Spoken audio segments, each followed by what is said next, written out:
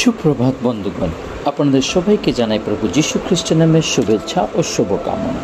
আসুন দেখি ঈশ্বর তার পবিত্র শাস্ত্র বাইবেল থেকে আজই প্রাতকাল আমাদের কি বলতে চান।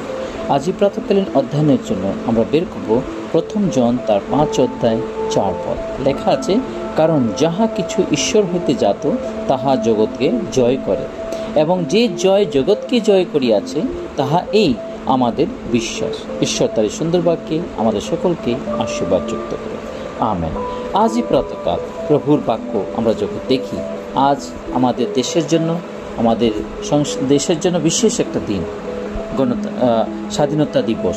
সেই স্বাধীনতা দিবসের উপলক্ষে আজ আমরা দেখতে পাই এখানে প্রভুর বাক্যে আমরা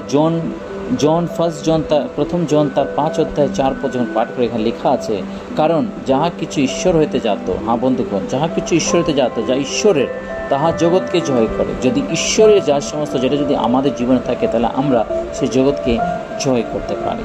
এবং যে জয় আমাদের মধ্যে আছে, আর সেই জয় দিয়ে যখন জগৎকে জয় করিয়াছি, যখন করতে পারি, তখন মনে রাখবেন আমাদের জীবনে সেই জয় হচ্ছে বিশ্বাস, যেটা প্রভু আমাদেরকে দিয়েছেন।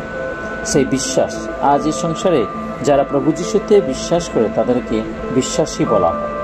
যারা প্রভু যীশু খ্রিস্টের সেই স্বর্গ থেকে পৃথিবীতে আসা এবং সেই ক্রুশাবৃত হওয়া এবং সেই ক্রুশ থেকে সেই কবরে প্রাপ্ত নিক্ষিপ্ত হওয়া এবং সেই কবর থেকে তিনি পুনরুত্থ 3 দিন পরে তিনি সেই কবর থেকে পুনরুত্থিত হওয়া, এই বিষয়ে যারা বিশ্বাস করে এবং সেটাকে গ্রহণ করে তাদেরকে বিশ্বাসী বলা হয়।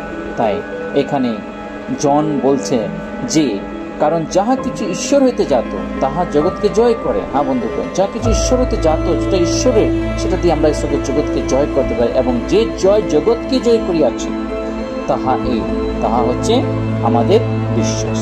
তাই আমাদেরকে বিশ্বাস করা দরকার। আমরা বিশ্বাস সহকারে জীবনযাপন কাটালে, প্রার্থনা সহকারে প্রভুর বাক্যের উপর অনবরত মন দিয়ে যখন আমরা বিশ্বাস করি, প্রভুর উপর নির্ভর করি, প্রভু আমাদের জীবনের সমস্ত কার্য আমাদের সঙ্গে দাঁড়ান। তা আসুন আজকের এই বিশেষ দিনে, দেশের জন্য খুবই আনন্দের দিন, খুশির দিন, এই দেশ স্বাধীন হয়েছে, সেই বিষয় নিয়ে সকলেই তার স্মরণে লোকে অনেক রকমের ফুর্তি আমোদ করছেন। কিন্তু আমরা বিশ্বাসীরা বিশ্বাস করুন, প্রভুর বাক্য আমাদের জীবনে থাকা দরকার এবং আমাদের কাছে সেই বিশ্বাস যেন আমরা লোকের কাছে নিয়ে যেতে পারি। আসুন প্রার্থনা করি। পবিত্র বাহিনীর সদা প্রভু তোমায় মনে ধন্যবাদ করি আজকে এই সুন্দর প্রাতকালের জন্য। আজ এই প্রাতকাল দিনে সেটা দিন তোমাদের সঙ্গে করো, সমস্ত অমঙ্গল দেবতা রক্ষা করো, তোমার পবিত্র আত্মা তোমাদের পরিচালনা করো, প্রত্যেকটা পাপ অন্যায় অবশ্যই ক্ষমা করো। এই ক্ষুদ্র প্রার্থনা ত্রাণ করতে মুক্তিতা প্রভু যীশু খ্রিস্টের নামে চাই। আমেন।